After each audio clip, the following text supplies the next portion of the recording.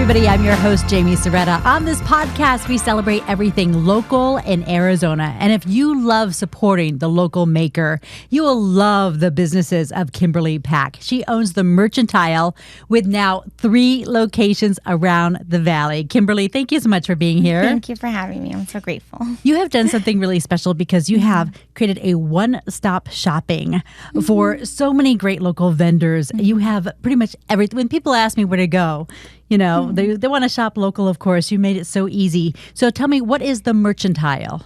So we're a boutique marketplace. With all the 3 stores combined, we have over 100 local businesses, and they're all local to Arizona, which I feel that's what makes our store special. We also do workshops. We host markets now in Scottsdale, so we're excited about those outdoor markets we've been hosting. But yeah, it's really a space of community and hopefully inspiring small businesses. Yeah. Well, it's great that people get to work side by side, because I think of your first location with that Main and Brown, pretty much, right? You're over in the heart of Old Town Scottsdale, kind of where Porter's and Old Town Tavern and the Rusty Spur is a quick little walk where the Merchantile is. Yeah. And you started there how long ago? It's going to be 5 years in October. Oh, wow. And yeah, we've been there for 5 years. That was truly like a blessing. We were looking for a space to open up a store, and I saw it pop up, and it had just been listed like 15 minutes prior on LoopNet. And I looked at it, I'm like, I'm gonna call. I was so nervous though. I was so nervous to call the number. I had never done anything like that, but I'm like, no, like this might be the spot, So yeah, I called, and thankfully, they allowed me to see the space. There were a lot of people interested in it, and they allowed me to see the space. And I guess the owner took a liking to our business plan and our business, and he leased us the space. Yeah, he chose you. Yeah, he chose us to be in that space. And you guys, you're adjacent to what restaurant sits right there? What restaurant is that? Grapevine. Grapevine. Okay. All right. I'm going to turn to the people. You know the Grapevine if you like to karaoke in Old Town Scottsdale. That's been around since college. I know. It's really fun. Yeah, it is. So the Grapevine is a great landmark as far as where you are located. Were you doing anything like that before, as far as bringing local vendors together before you had the storefront? No, not as far as bringing local vendors together, but before I did, I want to say always, but I feel like it's been forever that I've always had my own business. But I was a vendor, basically. I was a vendor in California. We moved here to Arizona in 2018, I believe. Yes, 2018. And then I was looking for something to do or to sell at. To sell at. I wanted a market or something, and there wasn't really anything. I couldn't find anything at that time like that. So I forgot your question. I always carry on. I forgot my question too. I know. I could go on forever. I could just make up my own. I think I asked my own answer. Kind of, were you bringing vendors together under one roof together like this before? I think that's right. No. So no, but I did have experience, I guess, being a vendor. Yeah. So being on the other side of it. Okay. Plenty of experience. Yeah. Okay, so I want to mention where your other locations are, because you have one that we love here at Arizona's Family, because you're down the road from us. I come sliding in right before the doors close over there and get some great gifts, and you make it so easy. So that's over at 7th Street in Missouri. And congratulations on your newest location, and that's at 5th Avenue in Marshall. If you know where that beautiful horse fountain is in Old Town Scottsdale, you're staring at it pretty much. So you're right there. Why did you want to have another Old Town Scottsdale location? I felt it was important to be on both sides, on 5th and in the old town. It looks like old. It looks really Western on that side. But I loved the boutiques. I loved shopping local. Yeah. I mean, I love shopping in that area. And I just thought, that was always on one of my bucket lists or my dreams, and I write them down, like have a store on 5th Avenue. And it finally happened. I was bugging the realtor, and he finally, I think I was his first call. He's like, no, I think I have something for you. And I think I had bugged him that day about it. Every once in a while I would pop in his text, and he's like, I think I have something for you. So yeah, it all worked out like that. Yeah. And you just opened that store when? Yeah. So we have our soft launch. So we soft launched in September. Our grand opening is October 26th or 28th. Okay, I should know this. It's the Saturday. Okay. It's a Saturday. I'm sorry. That's going to be our grand opening because I'm working slowly on. I'm curating and trying to be specific about the vendors that I put in there and intentional. So we're going to our grand opening celebration is in October. So with the 7th Street location and with the Brown and Main location, the vendors have their own space and they can kind of decorate as they wish within their space. And then you have that workshop space too there in the main location. And then this one's going to be your little baby.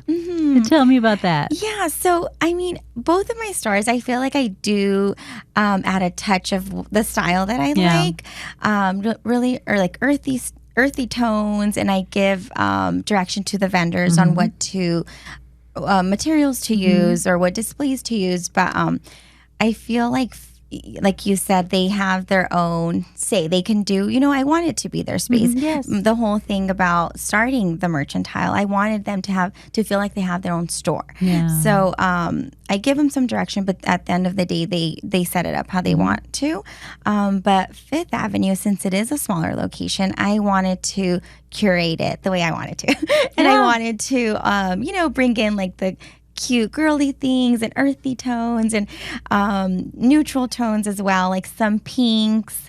I did a really beautiful tiled arch in the Fifth Avenue store that I love. It's just like so exciting. So it feels like my own boutique that I am like styling, I guess. So that's been a passion of mine that I feel like I've never really got to do to its full extent because, I want everyone to have their own space. But yeah, so I'm doing something a little different there. Yeah. How cool. Yeah, it is cool. Exciting. We mentioned that you had been a vendor. What did you make and are you still making? Yes. So right after high school, I started fixing jewelry. So I would fix jewelry. I had an account with like a major department store, and I would buy their overstock or returns. So I would fix the jewelry, and when I started learning more about jewelry, how to fix it, how to make it, I thought to myself, well, I think I can make my own. I have my own style. I want to do my own thing now that I learned. In the beginning, I just wanted to make sales. I just needed a job. I didn't want to work at, in an office, or I didn't want to go and find a job. But so I'm like, you know what? I'm gonna give that a shot. Like, so fixing the jewelry, but that led and opened my mind up to a whole new world of jewelry making. So I started making jewelry, bracelets, head chains that were in before, earrings, so all kinds of things, and then after that, I've had a boutique. Like, I've curated clothes, which I do now in my own stores. I still have that. I had a mobile boutique. We had a truck in California. Yeah, my sister and I were in business doing that. Honestly, it's all over the place because I was all over the place. I was just so creative and like artistic and stuff. I learned to sew. I've done photography. I've done like so many things. So we had a conversation before we got started about jumping around. You said you kind of jumped around a lot, and that could be discouraging at times. Looking at it now, it's like, oh, wow, you had experience in all these things for the perfect job that you have created for yourself now. Right. But in that time, it can feel a little like, why haven't I found my niche yet? Yes, exactly. So, even now, and I'll go back to that, but even now, I do feel like that. I do feel like I have all these ideas, and sometimes my employees like, okay, so what do you want us to focus on? I'm like, okay, fine. Like, I'll choose one thing. I need a goal today. What can I do for you today, Kimberly? I know. Like, I'm really good at dreaming. I love dreaming.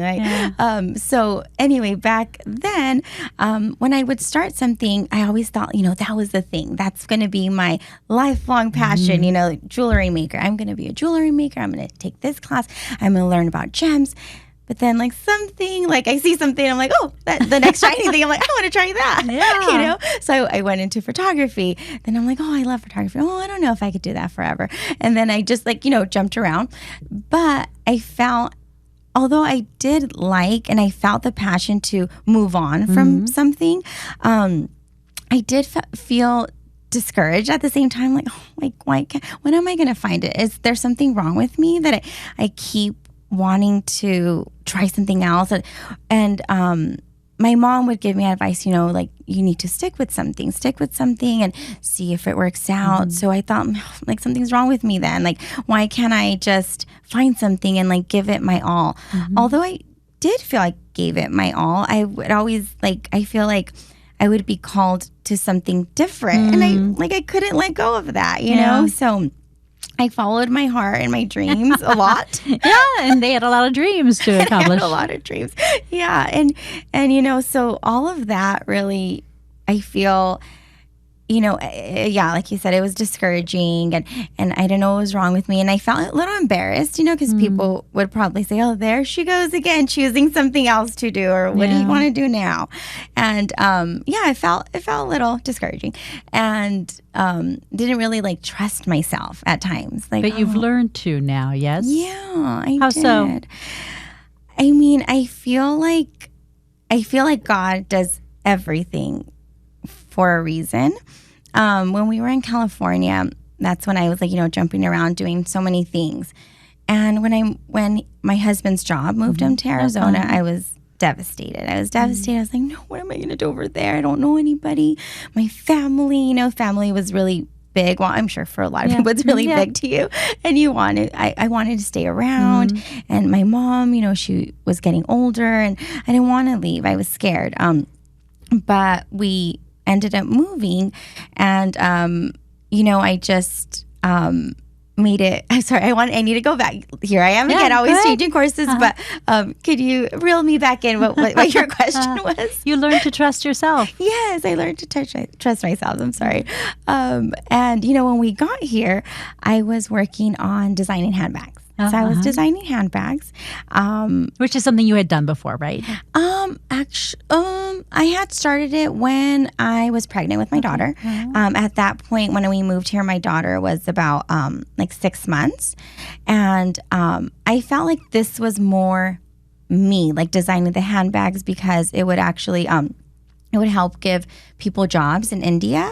And I would actually also donate a portion to an organization that would help kids go to Bible study, for the day. It was only, I think, $1, and it kept them in Bible VBS for a whole week. So I would donate the $1 plus a percentage to that organization. So I've always loved giving and helping people. So I thought, this is it. This is going to be it. I'm passionate about helping people. I love designing. I love having my own business, and I'm helping people, Yeah. What a great collective. Right. This is perfect. So when I got here with my bags, and I had my online store, I'm like, okay, where do I sell them? Yeah. So because in California, I would do markets a lot. I would do markets, farmers markets, events in California. That's all I knew. And so you created your own market. Oh, yeah. And I also created my own market. And you did that. And I often interview business owners, and what they are doing today has a lot to do with what they loved as a kid, something that they loved as a kid. So was there something that you loved as a kid that you see in your business activity today? Yeah. Going back to the market, my mom and I love, and we still love, going to the swap meets, the flea markets, walking around. I love supporting those small businesses in any sense of the way. And I know you had asked me that prior, and I'm like, what was it? But yes, this is all making sense now, because I love that. Since I was a little girl, I would go with her. Since we were 9, since I was about 8 or 9, we would go to the swap meet. We would walk around. We would meet the people, look at their things. Exactly. Yeah, I loved all that.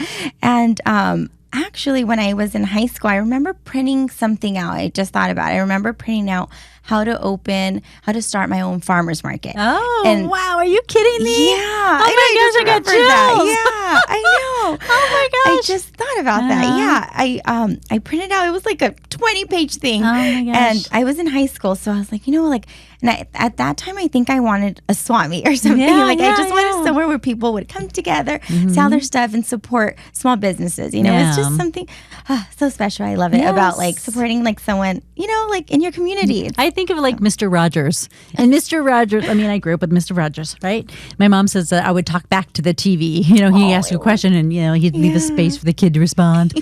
And he would introduce it to his neighbors, the postman or whoever came by. And it was, I think of that, and it's such a special space when you're supporting local and presenting all these people who are building something that they love and hope that you love when you are wandering by looking for that beautiful gift that you want to buy something. So it's a bringing together of a community. But Kimberly, this is a community you just moved into. I know. So how did you do that? Yeah. So You said you trusted God. I know. Yeah, for sure. Trusted God a lot. So when I first got here, what I wanted to do was an outdoor market. But then the summer hit. So we moved here in April. No, I think it was a little bit before April. So it was perfect, And then the summer hit. I'm like, wait, how am I going to do a market? And it's how hot? And What's so the high? hot. Yes. I'm like, this is not going to work out. Yeah. And I wanted something, for myself as well, because I had these handbags I had like boxes and boxes. And I'm like, oh my gosh, I need to sell them somewhere. Yeah. What am I going to do? So I wanted, a place where I can sell them and, of course, bring in other people that had the same dreams. And I knew I wasn't the only one, that had these businesses. In California, there was a lot of markets. Here, I couldn't find one back then. I know Made with Love was just starting out, and I remember going, and they were by the I don't know if it was the train tracks, but it was really small. I think they had about 20, 30 vendors. And I think I applied, but then, I was a mom and so many other things happened. I never did it. But when the summers hit, I'm like, this isn't going to work out. I need something consistent. I'm a mom now. I need to start making money. Yeah. I need to make money. So my husband and I were like brainstorming. He's like, why don't you get a store? And I said, okay, where, Yeah. He's like, what about Scottsdale? When we first came to visit, his boss said, check out Scottsdale. You guys will like it. It's touristy. It's, gives you a good feel of the land. Sure. So we checked it out. And I actually remember being there with my mom. And I loved a boutique there. And I loved it. And I'm like, oh, maybe they'll sell my bags. My mom's like, go get them from the car. I'm like, okay. Oh. So I grab my bags, I go up to the boutique and I say, hey, I'm wondering if you're interested. I'm a designer. These are my bags. If you're interested in having them in your store, I think that would be great. The owner wasn't there, but the lady said, we don't really do that. We don't really, we have our own suppliers. We don't really buy things or do consignment for local vendors. And I'm like, So I think that kind of gave me the idea. Like, no one's really done it before, And I looked up places. I couldn't find a place. There were small gift shops. There were always small gift shops, but nothing that was for Arizona people, for Arizona makers. All Arizona makers. And so my husband's like, why don't you do a store? I'm like, okay, that sounds good. That sounds good, like a good idea. Where do you start? Yeah. Because prior, just a little reference, I used to sell at Crafted. It was like an indoor marketplace for makers, but it was like an indoor, I guess I have to relate it back to the indoor swap meets, but it was for makers, but we would staff our own space. It was only open weekends. Okay. But I remember I'm like, it was really neat feeling like I had my own little store. I had it for a couple months before we moved. And I'm like, you know what? Maybe we can do something like the vintage, sorry, not vintage, vintage, those stores, the consignment vintage shops, but for makers, because there's nothing like it. So anyway, so that was always we were getting excited. My husband, him and I love to dream together, and we get really excited about stuff. I love it. Yeah. And he's like, yeah, do it, in Scottsdale. Okay, so we were looking for a while. This was after I went in. No one, they didn't want to sell my bags. we were looking and looking. Nothing was really coming up. Nothing was coming up. But one day we were driving around. We had the baby in the car. We were killing time. We don't have family here, so we were, I think we like grabbed coffee and we're going for a drive in Scottsdale to see if there are any signs places for lease or anything. And so there was nothing. And I went on LoopNet and something had just posted, like I said, called right away, and the rest is history. So that happened real fast. Yeah. I mean, I kind of made it like sound like it did, but I was working on my launch for my handbags for a while, being a mom, being home, but also then I was like thinking I wanted to do an outdoor market, but then I'm like, no, I'm getting sidetracked again. I need to focus on my handbags. That's exactly actually what I thought. Getting sidetracked again. No, my handbags time. But it kept calling me. Something kept calling me like, there's nothing like this here. In California, I couldn't, like, there was plenty of markets for us to sign up. There's nothing like it here. Why? So again, I got sidetracked from my handbags. I'm like, okay, we need a store. We need something, So. It's so great to find so many different kinds of products under one roof. I mean, you have things we could eat, things we could wear, things we can use. Tell me about the different kinds of items that we'll find inside the merchant house. So you can find, of course, jewelry, clothing, food, what else? Stickers, pens, stationery stuff. A lot of businesses, they design their own T-shirts or even like gifty items that you want. So really anything that any other store has, like Target, but shop small. Like we have and everything. Arizona makers, and you brought me a little gift bag with a couple of my favorites in here. So we have the Isla Jane earrings, which I feel like sponsored by Arizona's Family because a lot of us girls love these earrings, and you know why? We were wearing another brand, a big maker, and our ears were drooping because the earrings were so heavy. And then that's when I found Cheryl's earrings, and a girlfriend actually gifted me some because Cheryl is her neighbor up in Cave Creek. Awesome. So I got some earrings from her. I'm like, I got to look at this brand. And they are nice and light, and all of them are very light. And I think she has sensitive ears, so even the posts are special. Even the posts are hypoallergenic. So these are great to wear for anyone who doesn't like to wear earrings. Great gift. And then you brought me a candle from Redemption Market, right? Tell me about them. So I love Redemption Market. She's been in my store from the beginning. She's in all 3 stores. She is an ethically sourced boutique, which is awesome. And she's based out of here in Arizona. And she's the apples and maple bourbon candle that smells like fall. I know. And a delicious fall too. Transition. I have a beautiful leather bag from her, and then she gives back. To different communities too. Because she actually sources from different organizations that have a cause, a cause. Well, you mentioned that in October you have a festival coming up. One of your so what's going on October 12th at Scottsdale Stadium, Kimberly? I know, so exciting. So exciting. So it's full circle now. I've always wanted to do this. I didn't do it back then when my first business. But now we have an outdoor market. It's our technically our 3rd season because I did them in Tempe. Now I'm started doing them in Scottsdale. But it's our first market, October 12th, at Scottsdale Stadium. So I'm really excited about that. I mean, for folks who remember, you were doing a outdoor market in the parking lot of Big Surf. Yeah. May Big Surf rest in peace. I know. We had a ditch day there, senior year of high school at awesome. Big Surf. And then you moved over to the Scottsdale Civic Center, which you will have 2 markets there coming up in November 23rd and December 14th. So you're going to make sure we're covered for the holidays. Yeah, for sure.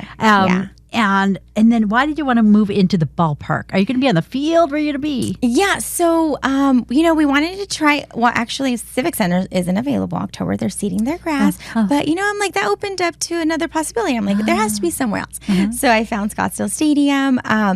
We are going to use their field, their practice field, because they're redoing their main field. Yes. It's just as big. It's just as green. So we're going to have vendors there, and we're also going to we're going to use their field house indoors. So we're going to have indoor, outdoor. Oh, wow. Yeah. We're going to have over 175 vendors. Oh, my gosh. We're going to have food, live music, beer garden.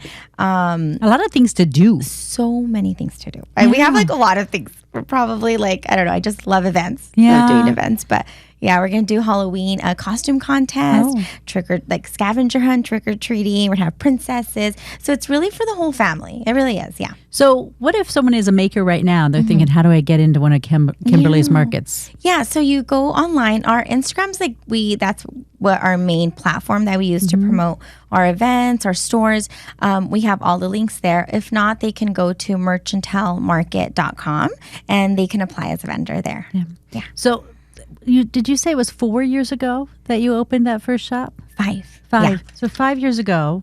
And then you've had the one down the street for me a couple years? 2. 2 years. And now this brand new one. This is a lot of growth in 5 years. I know. How do you keep it straight?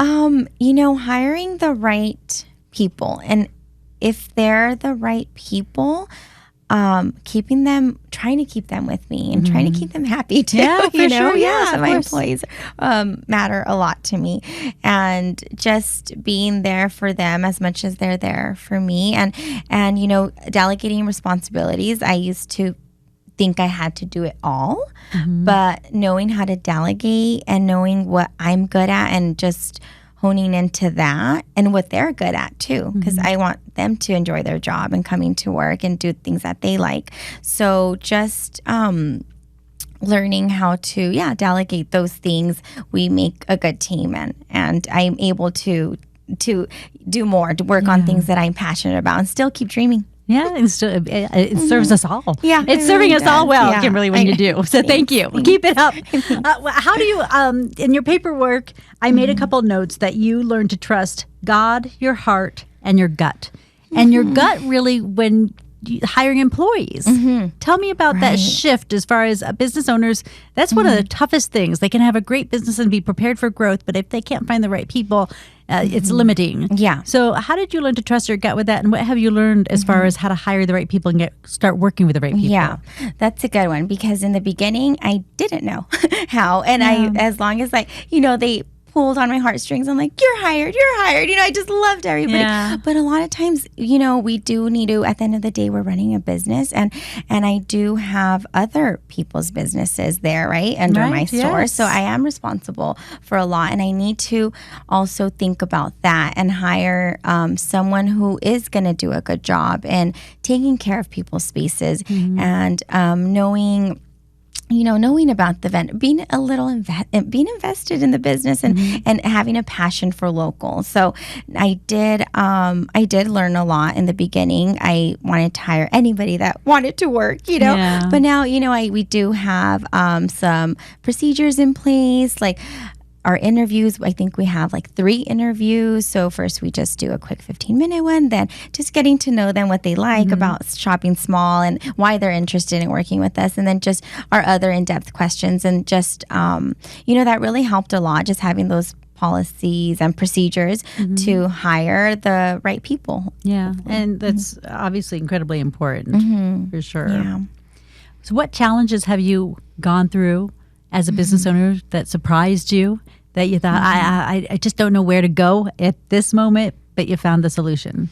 The one that comes to mind is COVID, right? Yeah. COVID, and I guess summers in Arizona too. Yep, that's fair. Yeah. Because it dries up. I mean, Arizona. we say we are a seasonal town. It's hard. And you forget how seasonal it is. Although I think people are starting to stay through the summer a little bit more. Oh, yeah, I do think you're right. it's changed, They are. but only recently. Yeah. So how did you? I feel adjust? like we do have to use that time, like you said, prepare. Obviously, if you're a small business and you depend on, that traffic during non-summer seasons, obviously have savings, but also, use that time to really do things that maybe you've always wanted to do but didn't have the time, and try new things. Try new things during those slower months. Take on maybe new projects or do some housekeeping, you know, in your business. Efficiency.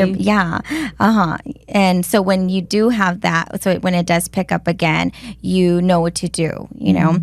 When the first summer hit, I'm like, what's going on? Where'd they go? Where'd the people?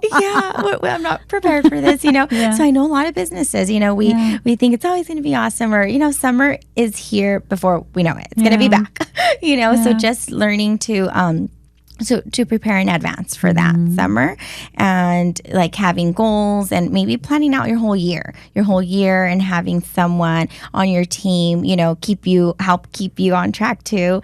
And that's how we've overcame the summer months, the slow summer months. What about months. COVID? How did you manage COVID? Because the store is relatively new at that point. It was so new. It was so we had opened in October, and COVID, I think when we had a shutdown was February. Yeah, I'm really bad at remembering the February, details. March of 2020, February and March.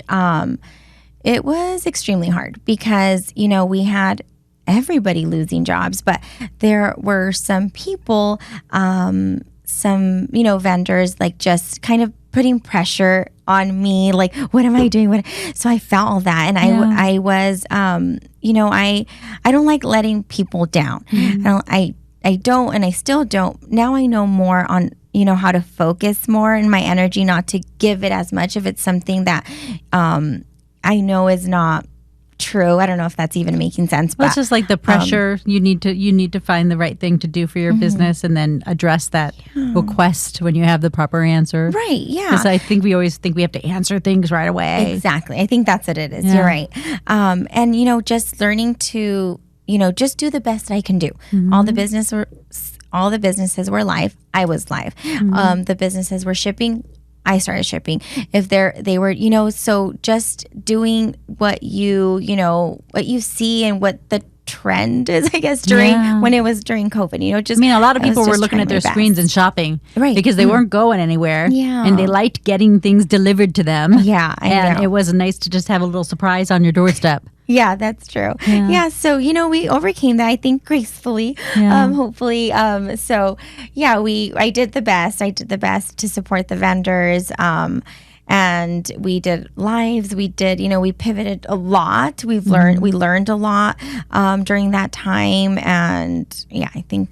Let's talk about, because you mentioned you have the different vendors who control their own space, but I have happily shopped from your website, and then had things shipped to friends and family across the country. So how does everyone present their merchandise to you to have it on your under your umbrella on your website? So on the website, we are actually revamping it right now. So probably don't so visit stay it tuned. right now. Yeah, stay tuned. But it's amazing. This team that I hired, wow, they're doing such a great job. So I'm really excited to launch that. I think we're going to launch in November on your website. Yeah. And so if I were a vendor, would I be contributing photos of my earrings or candles? So we did try that. See, that's another thing that I tried in the past. So we tried that. It's just a lot on the vendor. A lot of times they already have their own website. They have their Etsy shop. They have, you know, a lot of other things. I don't want to burden them more. I've tried it. Like I said, it just wasn't, it didn't pan out the way I thought it would. So now we're going to upload the vendor's items online. So you're going through your store and taking photos. Yeah, of the most popular products or things that I know people would want to shop online. Yeah. We're going to take that away from the vendors and we'll take it on ourselves. Yeah. So what's the last thing you bought at your store? The last thing I bought was that for you. Oh, thank you. Besides for me, I know, for you, right? Yeah, what did you buy for you? I know, for me. Are you wearing it right now? I am. I asked the question I knew the answer to. Sorry. I'm like, is that a trick question? No, just kidding. So my dress. Yeah. So I still have my boutique in the store. That's something I Tell me love. about the boutique. Yeah, so I had my, I don't know if I told, it was before we were talking on air, but I had my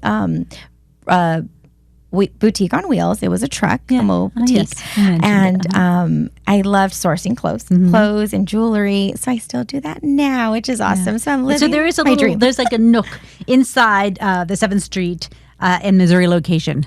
I think that boutique to the left that is that where your stuff 7th is? Street. Yes. So on the are you yes, 7th Street. Yes, you're right. Yeah. I don't even know what store. I'm like, wait, what store is I know it? where your stuff is. And so that's kind of stuff that you've sourced. And are they local? Are they so where those they come are from? all Small makers from myself, and I do source them from companies, different companies, some overseas, some not. But the thing is, like, what I never say, we're a handmade place, but we are a local vendor, like an Arizona vendor, a small business that's here. Even if they source their items, I still wanted to give like everybody an opportunity to, be in the store. But yes, so I source my clothes, the boutique section in my stores.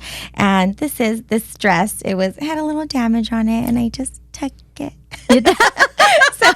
So those are the perks about having a boutique. Yes, for sure. Well, now people are going to want one. I know. It's so cute. Thank you. What are we going to see any, or can you tell any trends moving into the fall or winters? Yes. So I have someone amazing on my team that always like researches trends, and they present them to me. So we're like, okay, yes, this is awesome. So I think suede, like bags, like slouchy stuff. Bows are in, like long sleeve, like soft, like almost that like furry type feeling. I have someone that helps me with all the descriptions. So yes. I have to do that. But I don't know what that would be called. So very warm, cozy, but also like neutrals and browns are coming back. Yeah. All right, the neutrals and browns. Yeah. So we're getting into season. So all the people are coming back, Kimberly. The store is going to be swamped with folks and tourists and all that fabulous stuff.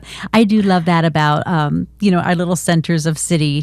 That is... I don't know. You got to think Scottsdale's been thrown open to all the tourists and all the bachelorette parties. Right. How has that changed the game? Because right after you came out of COVID, Scottsdale was hot. Yes. Okay. So that's been amazing. I know Scottsdale actually does a really good job in promoting our city, which is amazing. So the bachelorettes have helped so much. We've, as you probably, and I'm sure permanent jewelry has been a hit. I'm wearing my bracelet. Yeah, I know, me too. So we have vendors coming in, and we also host permanent jewelry ourselves under the Mercantile umbrella, but we also have vendors that do permanent jewelry, and they come into the store, and man, we have lines of the bachelorette ladies wanting that, or sometimes we have tattoo pop-ups, so they're slammed. Our piercings are, it's always a hit too with them.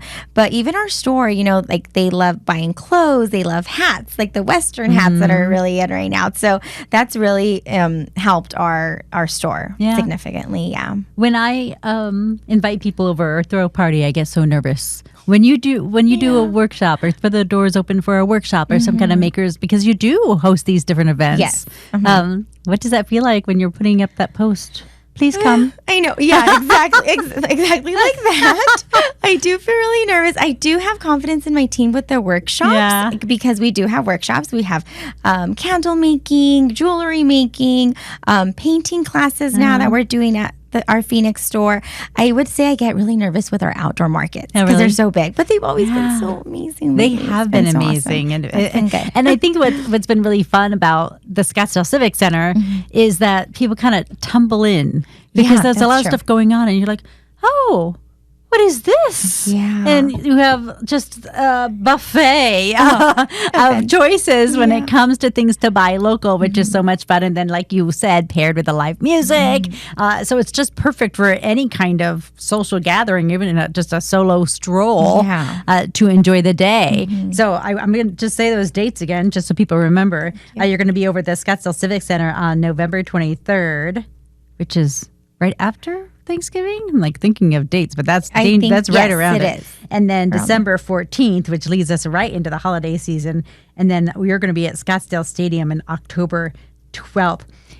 Is there something that you're loving now that you've seen all this stuff? Have you started painting? Have you started candle making? Have you found some new fresh little love that you got exposed to because of all these makers are around now? Yeah, I mean, I do love, I've always loved makers. Since I've been a maker, I've always, that's just normal to me. But what has called my passion is I've done some, Merch Talk podcasts. I don't know if you've seen them. But because I like getting the vendors' stories out. Yeah. So, I really want to start, I think I am going to launch my podcast again. Awesome. That's been my passion. But I really want to talk about God and talk about how He's encouraged people and how He's shown up in your life or in your business. And because I have a story for sure. So. Tell me your story. Oh, okay. I don't know if I'm ready, but sure. I'll tell you a little bit about it.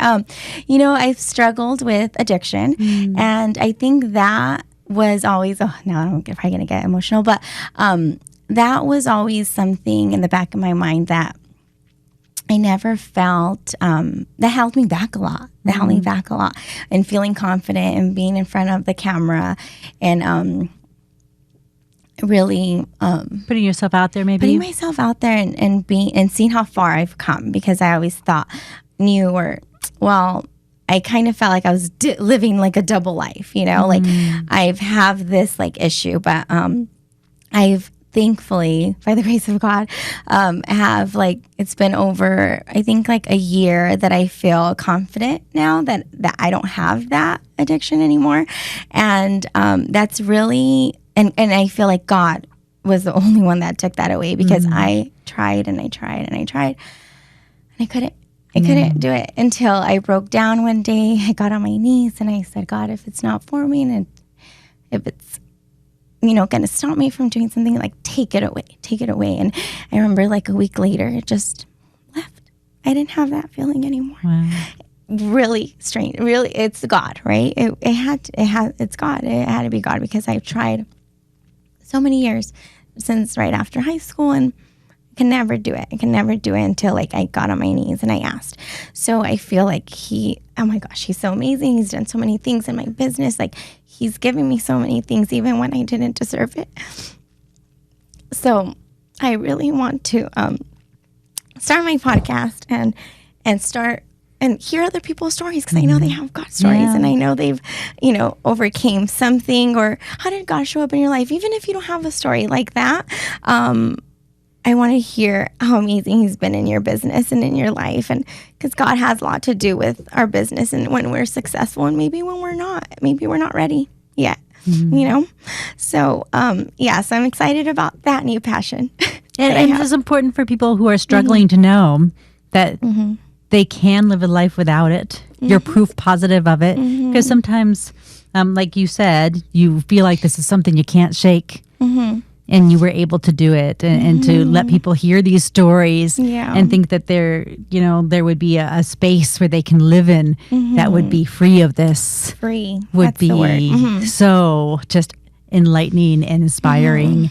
And I imagine you'll touch many, many people. So Kimberly, start your podcast. Start your podcast. I know, and tell the people and share their stories, because we can look at you easily and go, gosh, she came in here at our town and it became so successful, bringing so many people together, providing such great big festivals and vendor opportunities. So you've created so much for so many people who must look at you and say, I pay my rent because of Kimberly Pack. You know what I mean? And that you give grace to God, and that you have suffered and have been able to overcome. People are going to want to hear your stories.